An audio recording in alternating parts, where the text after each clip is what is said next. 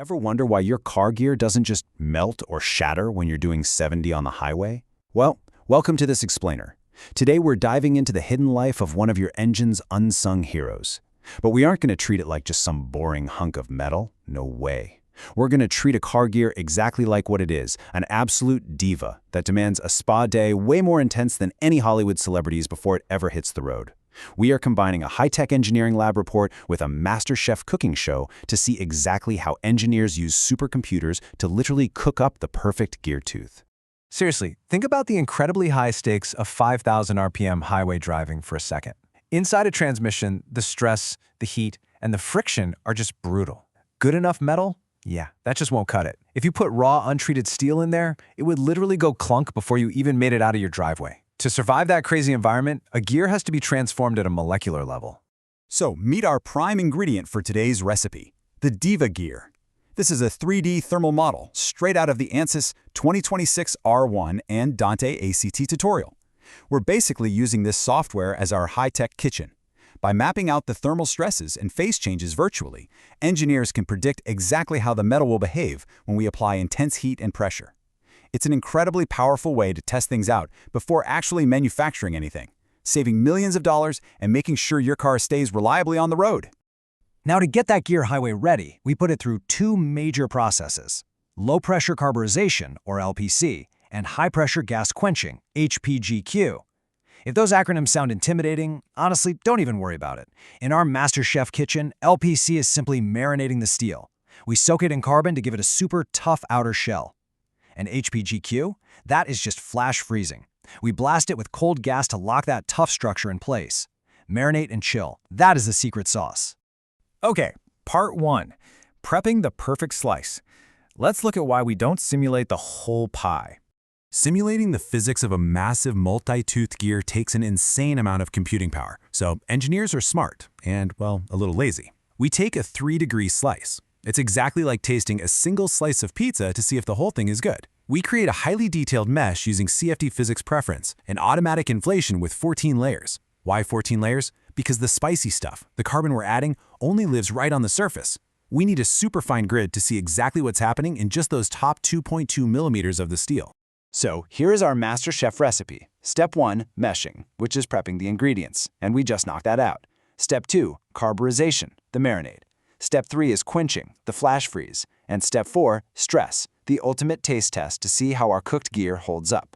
Let's dive right into step 2. Section 2, the heavy carbon marinade, pumping in the flavor at 950 degrees Celsius. At a blistering 950 degrees Celsius, the steel's molecular structure actually opens up and it gets incredibly hungry for carbon. We use a specific recipe here: 12 boost steps to aggressively pump the carbon in, followed by 12 diffuse steps to let it soak deep into the metal. The result is a gear with a hard shell and a soft, chewy center. On the outside, the carbon level jumps to over 1%, a spicy, high-carbon exterior that is absolutely crucial for wear resistance. But the center? That remains raw, low-carbon steel. This is beautifully by design. It lets the gear absorb massive, violent shocks from the engine without snapping. Moving on to Section 3, the big phase chill, high-pressure gas quenching. To achieve this chill, we hit that blazing hot metal with a huge blast of high-pressure cooling gas.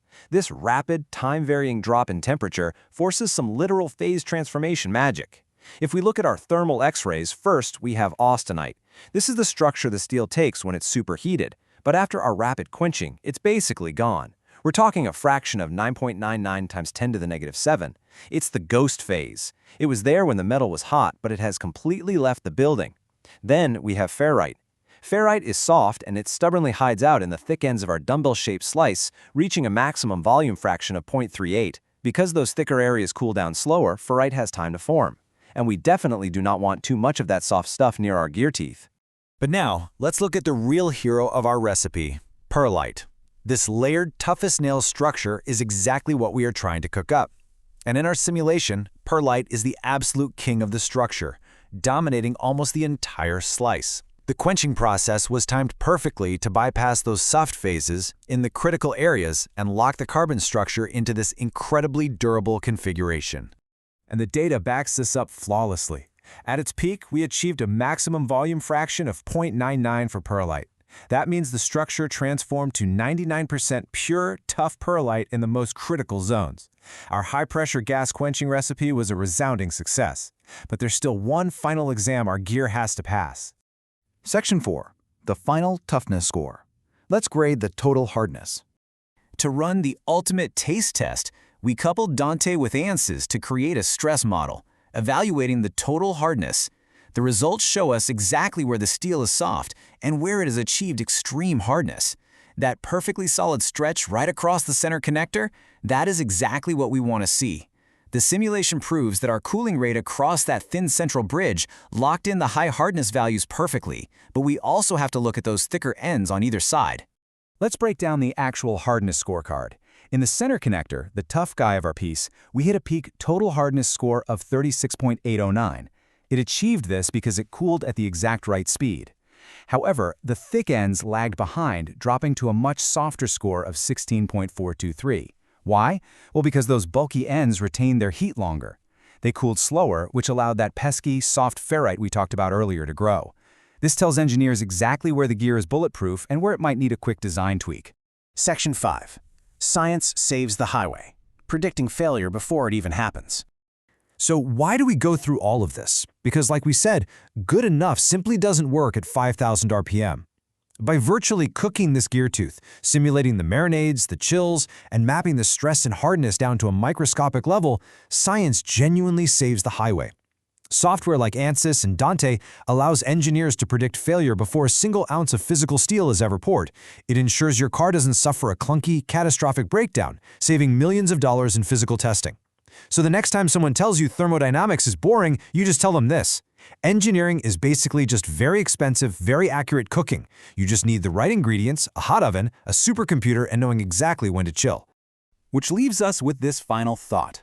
We just uncovered the extreme spa day required for a single gear tooth, but your car is made up of over 30,000 individual parts. So what other invisible recipes do you think are keeping your car's engine alive and purring right now? Stay curious, keep learning, and thank you so much for joining me for this explainer. See you next time.